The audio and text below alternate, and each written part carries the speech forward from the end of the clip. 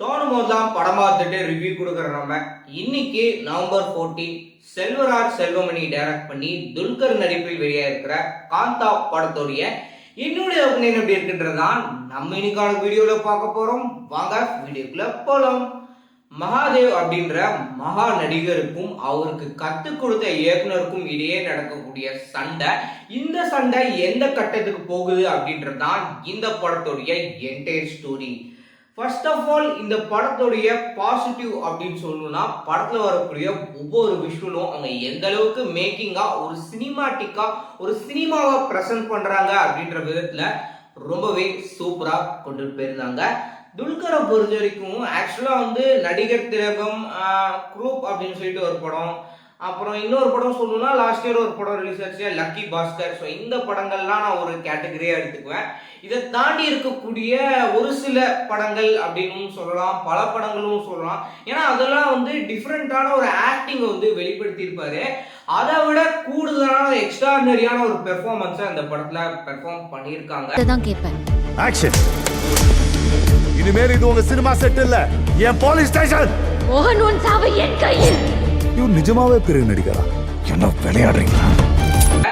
சமுத்திரகனியை பொறுத்தவரைக்கு இது வரைக்கும் முந்தைய படங்கள் எக்ஸாம்பிளுக்கு ரஜினி முருகன் 9 years பேக் வெளிவந்து சொல்லலாம். அதுல வரக்கூடிய ஒரு பெர்ஃபார்மன்ஸ், விபி படத்துல வரக்கூடிய பெர்ஃபார்மன்ஸ், அலா வைகுந்தபுரம் உள்ள வரக்கூடிய பெர்ஃபார்மன்ஸ் அப்படின்னு எல்லாத்தையுமே கலந்தடிச்சு கொஞ்சம் டிஃபரெண்டாகவும் இந்த படத்துல பெர்ஃபார்ம் பண்ணியிருக்காரு.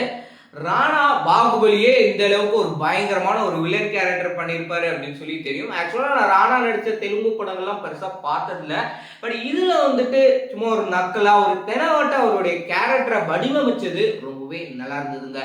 படத்துல வரக்கூடிய கதாநாயகி அவங்களுடைய பெர்ஃபார்மன்ஸும் சரி, அடுத்து நம்ம துல்கருடைய பெர்ஃபார்மன்ஸ், அவங்க ரெண்டு பேர்த்துடைய அந்த ஒரு காம்பினேஷன் பார்க்கும்போது சினிமால இவங்க கதாநாயகன் அண்ட் கதாநாயகியா நடிக்கிறாங்க அப்படின்றத தாண்டி ரியலா அவங்களுடைய அந்த ஒரு லவ்வே நம்மளால ஃபீல் பண்ற அளவுக்கு பயங்கரமா கொண்டு போயிருந்தாங்க. போது மட்டும் தான் கண்ணீர் வரும் என யார் சொன்னது?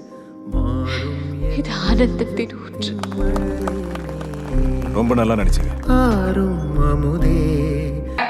முந்தைய நடிகர்லாம் நம்மளுக்கு தெரிஞ்சதுதான். ஒன்ஸ் அவங்க மேரேஜ் ஆனதுக்கு அப்புறம் இன்னொரு நடிகை மேல அவங்க காட்டக்கூடிய ஒரு அன்பா இருக்கலாம். ஏன்னா அவங்க பெர்ஃபார்ம் பண்ணும்போது அந்த அளவுக்கு நல்லா ரியல் பேர் மாதிரி பெர்ஃபார்ம் பண்ணுவாங்க. அப்பன்னு மட்டும் இல்ல, எப்பயும் அந்த மாதிரி எல்லாம் பெர்ஃபார்ம் பண்றாங்க.